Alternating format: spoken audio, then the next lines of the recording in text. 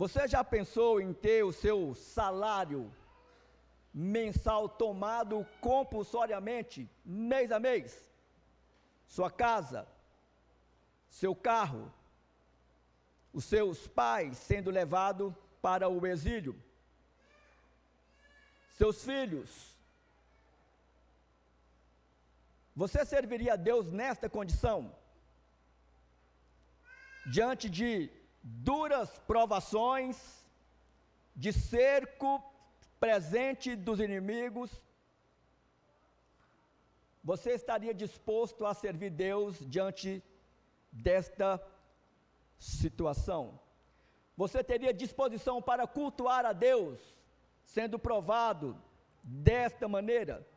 Você teria alegria nele? Se disporia a servi-lo com a sua própria vida? É justamente isso que está acontecendo aqui, no capítulo 6, capítulo 7 e capítulo 8. Só que a Escritura apresenta a nós um personagem bíblico real chamado Gideão, que diante das circunstâncias adversas, Deus conclama ele para uma missão, e ele se apresenta com as suas desculpas esfarrapadas, como nós fazemos quando Deus nos chama para servi-lo. Essa é a realidade do capítulo 6, capítulo 7 e capítulo de número 8. O livro dos Juízes, ele tem como tema geral que a obediência a Deus redunda em bênçãos, mas a desobediência a Deus redunda em disciplina de Deus. É isso que você vai encontrar no livro dos Juízes. Este livro, ele está dividido em 3 partes. Primeira parte, onde o autor revela a desobediência de Israel, do capítulo 1 ao capítulo 2, e Deus não permite que nós, seu povo, andamos em rebeldia para com ele. Ele vem e nos disciplina, e disciplina seu povo, capítulo de número 3 ao capítulo de número 16, e diante da disciplina do Senhor, no livro dos Juízes, a gente vê um povo que se rebela, e cada vez se distancia mais de Deus, vivendo em plena anarquia, e por isso Deus sempre trazia o inimigo, saques, exílios. Deus levantava um juiz, durante um certo período, o povo voltava para o Senhor, logo aquela geração esquecia, voltava para a anarquia de novo, e assim foi a vida destes, no período do livro dos Juízes.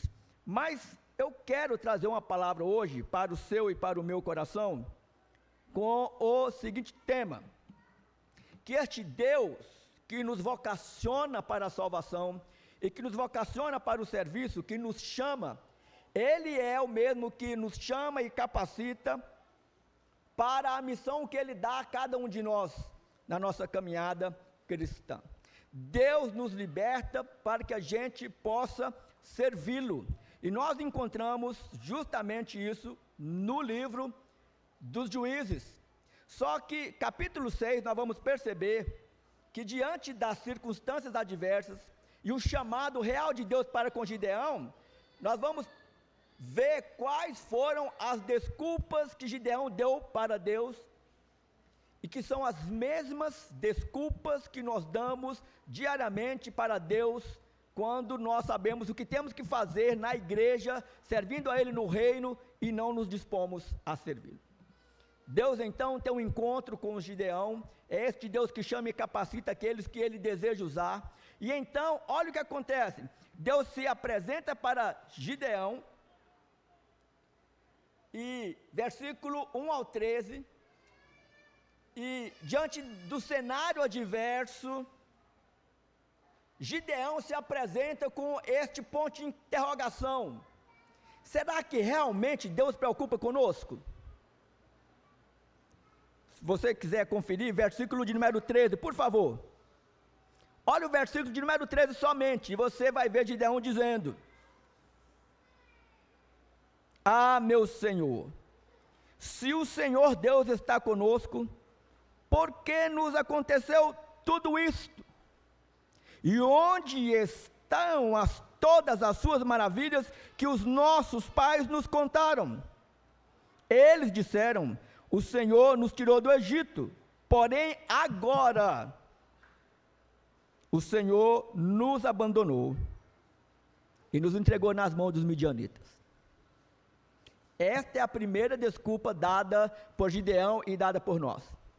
Porque todos nós vivemos em momentos adversos, sempre temos as nossas lutas, as nossas batalhas, as nossas provações, e quando Deus nos chama para servi-lo, e nós estamos iniciando mais um ano, e temos mais um ano para frente para nos dispor para o serviço de Deus, mas todas as vezes nós damos as mesmas desculpas esfarrapadas que Gideão deu para Deus. Como é que eu vou te servir se eu estou sendo, a minha família, a minha tribo, o meu povo está sendo massacrado pelos midianitas? Se 7 anos nós temos a nossa colheita saqueada, como é que eu vou servir alguém que me abandonou? Como é que eu vou servir alguém que não se importa comigo? Só que no versículo de número 6, diz claramente que os filhos de Israel clamaram a Deus e Deus os ouviu. Só que Deus permitiu que eles passassem por esta provação para que eles pudessem voltar para Deus. Talvez você esteja passando por este momento agora, de provação, de teste. Deus deseja que você ceda a Ele e que você sirva-o com a sua vida. Este é o desejo de Deus para a sua vida. Os midianitas organizaram uma grande coalizão entre nações para invadir a terra de Israel, e tudo que Israel fazia ano após ano era fugir e se esconder nas cavernas, nos montes. Colhiam as escondidas, ano após ano, 7 anos de tribulação, e no lugar deste povo se arrepender, voltar para Deus, servi-lo com integridade, este povo vivia de forma anárquica, em plena idolatria, como nós veremos no capítulo de número 6. Família de Gideão, aqueles que moravam na sua tribo, todos serviam a Baal e a Astarote. Mas, diante da circunstância, quem que é o culpado? Nunca somos nós, sempre é Deus. Alguém tem que carregar a culpa do nosso erro, e quem que carrega? Deus. O Senhor que é culpado. Você sabe por que eu não te sirvo? Porque eu estou passando por essa dificuldade. Sabe por que eu não sirvo na igreja? Porque tem 10 anos que eu faço uma oração para que o Senhor me responda, e você não responde. Por isso que eu não te sirvo. Está errado. Errado, porque nós não podemos servir Deus em condições dadas a nós mesmos. Se servirmos a Deus com integridade, Ele sempre honra aqueles que dispõem a servi-lo. Mas esta não é a primeira desculpa. Olha a segunda desculpa que este homem dá para Deus.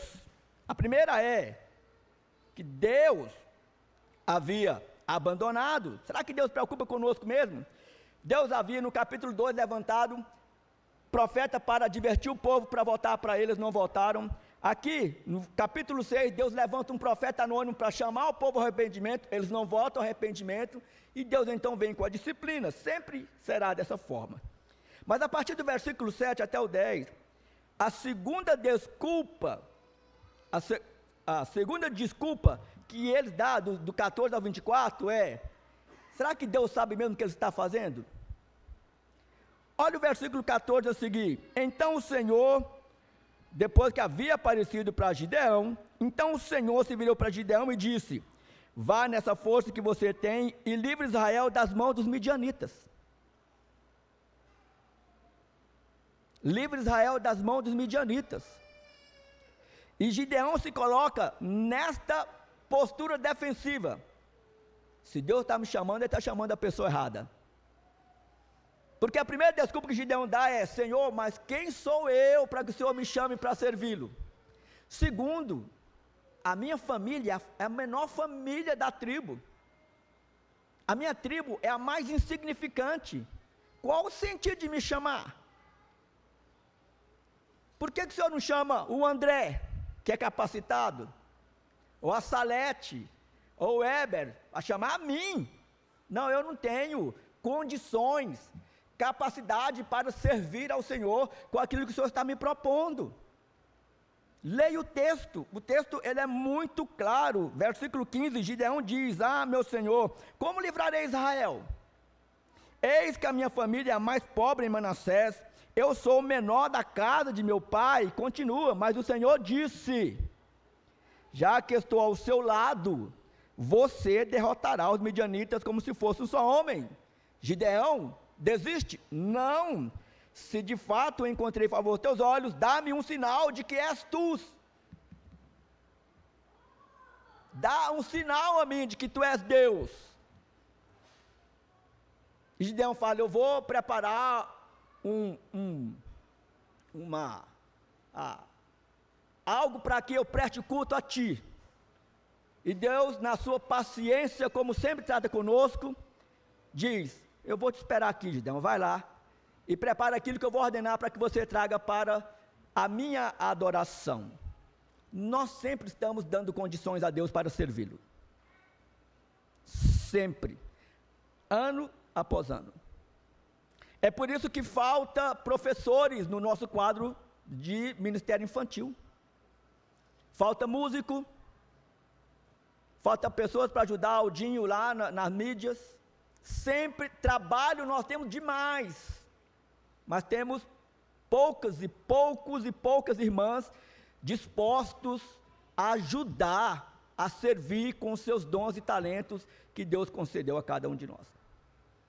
Bom seria um dia que a igreja toda levantasse, toda a igreja se dispusesse para que Deus, é o Deus que capacita cada um de nós, para que nós pudéssemos sempre somar e nunca faltar um irmão ou uma irmã que não tivesse o desejo de servi-los. Então, desta forma, Gideão, ele vai se apresentar a Deus com esta proposição. E Deus disse: a despeito de você, Gideão, eu estou contigo. Vá na força que eu te dei, sou eu que te capacito. Mesmo Deus aparecendo visivelmente para Gideão, não foi suficiente para convencer Gideão de servi-lo, de não apresentar as suas desculpas. E assim, nós também agimos. Então Deus, Ele sabe o que está fazendo. Quando Deus te chama para a obra que Ele tem para você, Ele sabe quem que Ele está chamando. Ele vai te capacitar de uma maneira tão maravilhosa que não vai faltar nada, nem dom, nem talento, para que você possa servi-lo com integridade e alegria de coração. Mas isso não é suficiente para Gideão e nem para nós. Ainda há outro ponto de interrogação no coração de Gideão, a partir do versículo 25 ao 32. Mas se Deus me chama para tal obra, para tal missão, será que realmente Ele vai cuidar de mim? Será que realmente Ele vai me dar condição para que eu possa servi-lo? Será que Ele vai proteger-me dos meus inimigos?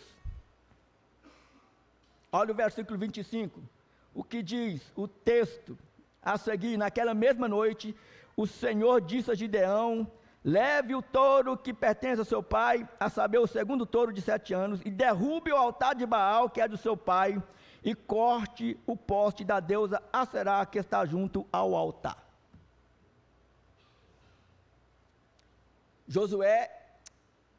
Gideão tem um exército incontável para enfrentar diante dele, mas Deus ainda o prepara para que ele pudesse, na força do Senhor, enfrentar os inimigos. E Deus fala para Gideão: comece pela sua própria casa, Gideão. E a missão que Deus está dando para Gideão não é uma missão fácil. É você chegar na casa do seu pai, que adora um falso Deus, e derrubar e destruir o altar de adoração do seu pai ou da sua mãe. Quem faria isso? Gideão foi receoso, obedece a Deus. Durante a madrugada é que ele vai agir com 10 servos. De manhã, está tudo destruído, e então a cidade toda levanta para perguntar quem foi que destruiu o altar de Baal. Então descobriram que era Gideão e queriam apedrejá-lo. Mas Deus, que às vezes nós pensamos que não cuida de nós, poupou a vida de Gideão. Não só nesta vez. O próprio pai de Gideão, que era idólatra, assumiu o controle da situação e disse: se Baal é Deus, que Baal defende a sua própria causa. Não foi o altar dele que foi derrubado? Então ele que vai lutar contra Gideão. Deus é um Deus que nos guarda. Deus é um Deus que cuida de nós. Deus vai cuidar de você quando você também se dispor para cumprir a missão que Ele deu a você, seja onde for. Em qualquer lugar, seja aqui local ou em qualquer parte do mundo. Sirva a Deus e Deus vai cuidar de você. Vai te proteger, não vai deixar faltar nada. Nunca deixará. Mas ainda, há outro ponto de interrogação no coração de Gideão, que é o mesmo no nosso coração. Ok, Deus falou que é para mim ir na força dele, eu cumpri parte da missão, e Deus agora, você vai enfrentar o grande exército que está diante de você. Convoque o exército para a batalha. Primeiro, a convocação é feita dentro da cidade de Gideão, que levanta um grupo, depois mais 3 tribos se unem junto com Gideão, 32 mil soldados estavam prontos para a guerra, juntamente com Gideão, mas o exército que eles iriam enfrentar era incontável, diz o texto sagrado. E Deus diz para Gideão: Gideão, dispensa aqueles que estão com medo. O término da história nós sabemos, 250 homens juntamente com Gideão, foi suficiente para que pudesse enfrentar e derrotar o exército dos amalequitas, midianitas e tantas outras nações. Será que Deus cumpre mesmo as suas promessas? Será que se Deus, o Deus que me chama para servi-lo, e Ele diz que vai me capacitar, de fato Ele vai cumprir a sua promessa? Poucas pessoas sabem que eu lutei contra Deus durante 8 anos com respeito à minha vocação pastoral. Eu tinha convicção de que eu era vocacionado ao ministério pastoral.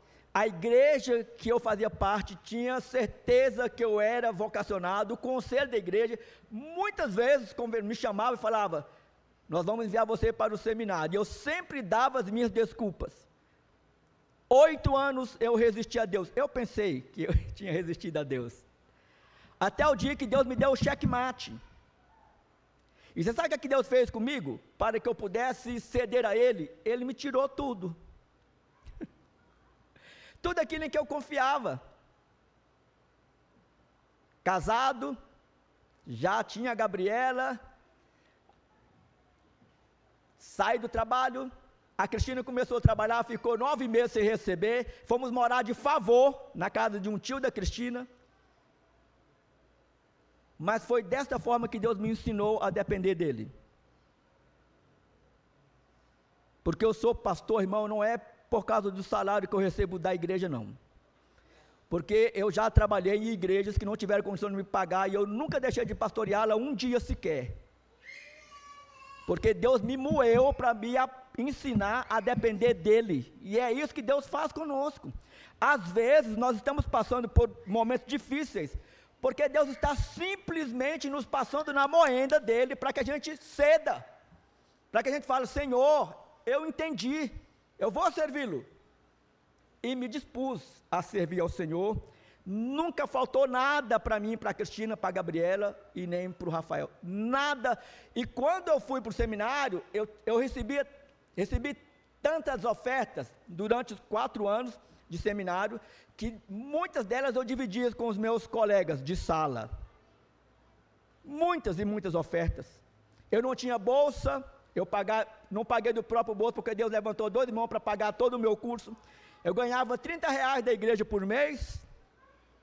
Cristina ficou 9 meses sem receber, nunca faltou nada dentro da nossa casa. É desta forma que Deus trata conosco. Mais uma vez, Gideão revela a sua falta de fé e confiança nas promessas de Deus. E nós não agimos de forma diferente. Por isso eu quero que você, nesta manhã, reflita sobre este fato. Nós temos ministérios, sociedades internas. No Ministério Infantil, várias turmas de berçário até 11 anos de idade. Temos o coral da igreja, temos muitas áreas, irmãos. Todas elas falta irmãos e irmãs para o serviço. Todas elas. Então venha nos ajudar. E eu quero, como ilustração muito simples, eu vou citar duas pessoas aqui na igreja que estão ali com o Dinho, a Ivaelma e a Amanda. O Vitinho que está ali na mesa. Nenhum deles sabia de nada. O Dinho sim, tem muitos anos que trabalha com isso. Mas eles se dispuseram, estão lá servindo agora, irmãos. Eles não sabiam. Tem um programa lá, OBS, que um dia eu fui mexer naquilo lá, eu fiquei doido. Não é simples, mas quando você se dispõe a servir a Deus, Deus capacita e Deus sempre tem um mentor para te orientar. Disponha a servir a Deus, que Deus então vai te honrar. Como aplicação prática para a sua vida e para a minha vida. O que fazer diante do que foi exposto aqui? Quais respostas devemos dar a Deus quando Ele nos chama para o serviço? Primeira resposta é que nós devemos confiar que quando Deus nos convoca para uma missão, Ele nos capacita para que possamos desempenhá-la. Todos os professores não nasceram professores. E Deus te capacita, não é só aqui por serviço na igreja, não. Porque onde você serve Ele na sua vida profissional, onde você está servindo a Deus primeiro. É Ele que te capacita. Ele que te dá inteligência para que você possa desempenhar a sua profissão também. Mas Deus deseja que você o sirva aqui na igreja. Faça isso. Segunda aplicação. Se Deus nos chama para o serviço, é porque Ele sabe que por meio dos nossos dons e talentos concedidos a nós, somos as pessoas adequadas para cumprir tal missão. Deus não erra no seu chamado. Deus não equivoca-se. Se Deus te chamou, é porque é você mesmo que Ele quer usar. Ele não quer usar outra pessoa onde Ele te chamou. Nós somamos com muitos irmãos em serviço, mas o chamado seu é específico. Então Deus não está equivocado quando fala para você, vem me servir nesta área aqui da igreja. Não, Ele sabe quem é você e Ele vai te capacitar para que você desenvolva a missão que Ele está propondo para você. E por fim, se Ele nos chama para o serviço, Ele tirará de nós todo o medo, a falta de fé e a timidez, fazendo com que sejamos pessoas ousadas no cumprimento da missão dada. Deus chama Gideão, Gideão fala assim, Senhor, quem sou eu para o Senhor me chamar? Hoje à noite, nós vamos ler em Êxodo capítulo 3, as mesmas desculpas de Moisés quando foi chamado por Deus. Mas Deus usou Gideão e Moisés, porque eles entenderam a missão que Deus estava dando a eles. E eles cumpriram fielmente a missão dada. Eu espero que eles sejam exemplos para nós, para que na mesma força dada a Moisés, na mesma força dada a Gideão, nós também possamos servir ao Senhor com integridade de coração. Feche seus olhos, curva sua cabeça e vamos orar. Deus, louvado seja o teu nome, porque tu és Deus e nós somos pó diante do Senhor. nós é que precisamos entender que é um privilégio servir ao Senhor e à tua igreja. O Senhor nos salvou para que nós pudéssemos servi-lo. O Senhor salvou a cada um de nós, então todos nós temos que te servir, não por obrigação, mas de forma voluntária, com alegria, para que o teu povo, ó Deus, esteja sempre fazendo com que a obra do Senhor seja levada adiante na tua força, no teu poder. Que o Senhor, ó Deus, nesta manhã desperte irmãos e irmãs para servi-lo, Senhor. De fato, nós não sabemos aquilo, ó Deus, em que o Senhor tem nos chamado, às vezes até sabemos, mas não nos dispomos, mas dê-nos a convicção de que quando nós nos dispomos, o Senhor nos usa com poder para a edificação da tua igreja. Oramos no nome de Jesus, amém.